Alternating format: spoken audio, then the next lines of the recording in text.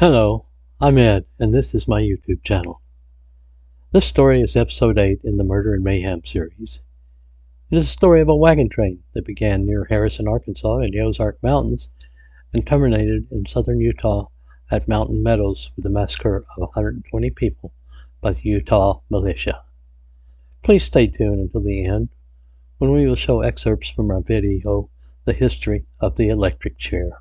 The wagon train, made up mostly of families from Arkansas, was bound for California, traveling on the old Spanish trail that passed through the territory.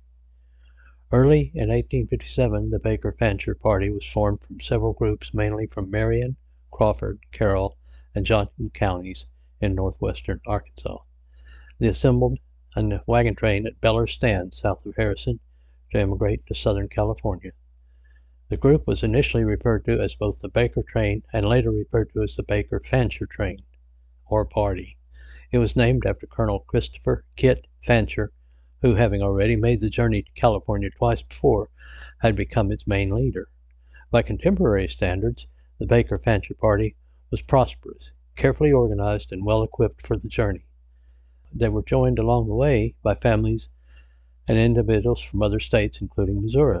The group was relatively wealthy and planned to restock its supplies along the way, and especially in Salt Lake City, as did most wagon trains at the time. The massacre occurred in the southern Utah territory in Mountain Meadows and was perpetrated by settlers from the Church of Jesus Christ of Latter-day Saints, involved with the Utah territorial militias called the Nauvoo Legion. In the summer of 1857, Mormons experienced a wave of war hysteria, expecting an all-out invasion of apocalyptic significance. Mormon leaders prepared Mormons for a 7-year siege predicted by Brigham Young. In August 1857, Mormon apostle George A. Smith set out on a tour of southern Utah, instructing Mormons to stockpile grain. Scholars have asserted that Smith's tour, speeches, and personal actions contributed to the fear and tension in these communities and influenced the decision to attack and destroy the Baker-Fancher immigrant train near Mountain Meadows, Utah. The folks looked forward to the trip and the future that California offered. Anticipation was the key word of that day in early 1857 as the train assembled at Beller's Landing, just south of Harrison, Arkansas, in the Ozark Mountains. It departed Harrison in early 1857. The going was rough and rugged. Many hidden drop-off mountain passes, boulder-strewn arroyos, lush valleys, hot desert lands, plus treacherous river crossings were required. Cold in the beginning, and many streams were iced over, requiring more work to get across. As summer approached, the weather grew hotter and more water was needed, but the water was becoming more and more scarce as they approached the desert southwest.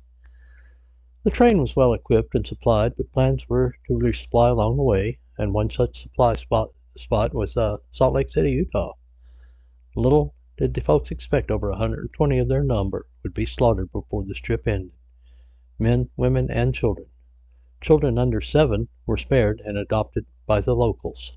At the time of the Fancher's arrival, the Utah Territory was organized as a theocratic democracy under the leadership of Brigham Young, who had established colonies along the California Trail and the Old Spanish Trail. President James Buchanan had recently issued an order to send troops to Utah, which led to rumors being spread in the territory about its motives. Young was paranoid about outsiders, and accordingly Young issued various orders that urged the local population to prepare for the arrival of the troops. Eventually, Young issued a declaration of martial law with visions of coming war with the United States versus the LDS Church and the Mormon population of the Utah Territory. After arriving in Salt Lake City, the Baker-Fancher party was refused grain and supply.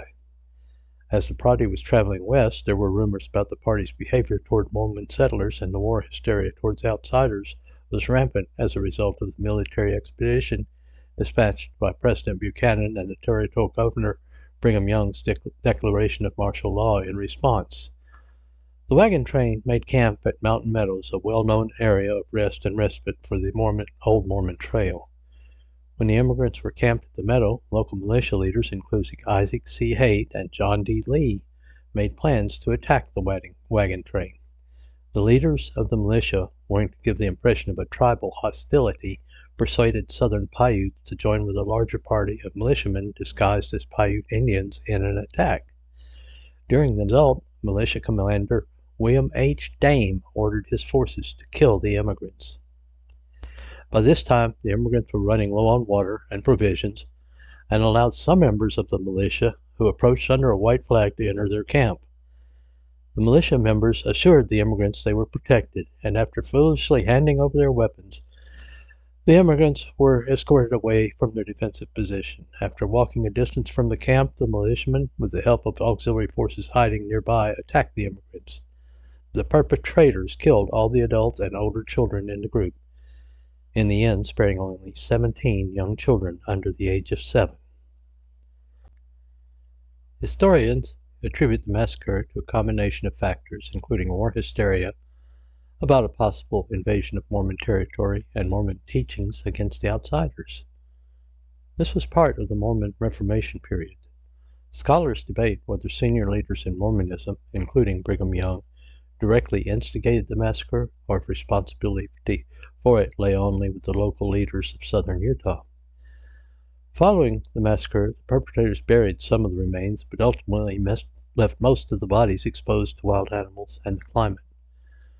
Local families took in their surviving children, and many of the victims' possessions and remaining livestock being auctioned off. Investigations resulted in 9 indictments in 1874. Of the men who were indicted, only John D. Lee was tried in a court of law, and after 2 trials in the Utah Territory, Lee was convicted by a jury, sentenced to death, and executed by firing squad on March 23, 1877. It appears from his writings that he was used by Joe Smith, Brigham Young, and other Mormon leaders from the time that he became a member of the church as a tool to perform their dirty work. And when he was worn out and could no longer be of any service to them, they sacrificed him with as little compunction of conscience as a carpenter would throw away an old, worn-out saw or chisel. On Wednesday, preceding the day appointed for the execution, the guard, having Lee in charge, started from Beaver City, Utah, where Lee had been imprisoned, for Mountain Meadows, where it had been decided to carry out the sentence into execution. The party consisted of United States Marshal William Nelson, a military guard, the prisoner, District Attorney Howard, and a few newspaper correspondents, and about 20 private citizens as witnesses. Confident he was forgiven and was going to a better place than he was leaving. When he finished speaking, he shook hands with those around him, removed his overcoat and comforter, presenting the latter to Mr. Howard, and giving his hat to Marshal Nelson. The marshal then bound a handkerchief over the prisoner's eyes, but at his request, his hands were allowed to remain free. The doomed man then straightened himself up facing the firing party. As he sat on his coffin, he clasped his hand over his head and exclaimed, "Let them shoot the balls through my heart. Don't let them mangle my body." The marshal assured him their aim would be true, and then stepped back. As he did so, he gave the orders to the guards. "Ready! Aim! Fire!" The 5-foot glimmer of the body. Mr. Lee is survived by his 19 wives and 56 children. Today, his descendants are many, including one Mike Lee, representative from Utah to the U.S. Congress. As promised, a few scenes from our YouTube video of the history of the electric chair. The first use of the electric chair was for William Francis Kimler, who was executed in New York's Auburn prison on August 6, 1890. That electricity would have to pass through the heart, thus causing it to stop beating at some point. The switch would make contact, thus closing the circuit, and high voltage electricity would travel from the crown of the head through the body to the ground wire, completing the circuit. Specific electrocutions that were botched. We're going to take a look at some botched electrocutions. There are some very graphic descriptions and images coming up. Please be aware and act accordingly. They're very descriptive. In 1946, an intoxicated guard and inmate set up Louisiana's electric chair for this 1946 execution. Gruesome Gertie, as Louisiana's electric chair was known, was being set up for the execution of Willie Francis. Attributable to the condition of the guard and the inmate, the chair was improperly set up, resulting in the current not being strong enough to kill Francis, or even to knock him unconscious. The execution failed as a result, and Francis could be heard by witnesses shouting, take it off, let me breathe!" leaving his body charred and smoldering. Sparks and flames erupted from the electrodes attached to Mr. Evans' left leg due to loose connection. His body slammed against the straps holding him in the electric chair, and his fist clenched permanently. The electrode burst from the strap, holding it in place. A large puff of grayish smoke and sparks poured out from under the hood that covered Mr. Evans' face. As we're going to look at Ted Bundy after his electrocution. Result of stealing copper wire. Again, I wish to thank everyone for watching my videos. I wish to thank everyone that has subscribed for doing so, and request others do. And if you get an opportunity, please share the videos with others. Thank you.